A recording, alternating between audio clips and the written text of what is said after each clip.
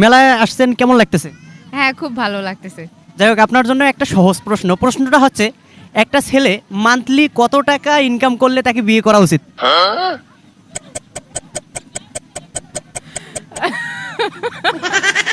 একটা ছেলে মান্থলি কত টাকা ইনকাম করলে তাকে বিয়ে করা উচিত?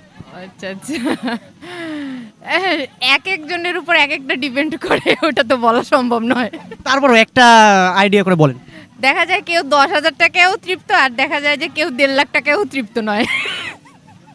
তারপর আপনার চাহিদা মানে কত টাকা ইনকাম করলে মানে আপনি ভালো মনে করেন? এই যতটুকু ইনকাম করলে আসলে ভালোভাবে থাকা যায়, কত একটা অ্যামাউন্ট বলতে হবে? এটা বলতে পারতেছি না। বলেন না, একটা অ্যামাউন্ট বলেন। 25-30। 25-30? আমি তো 25-30 করি।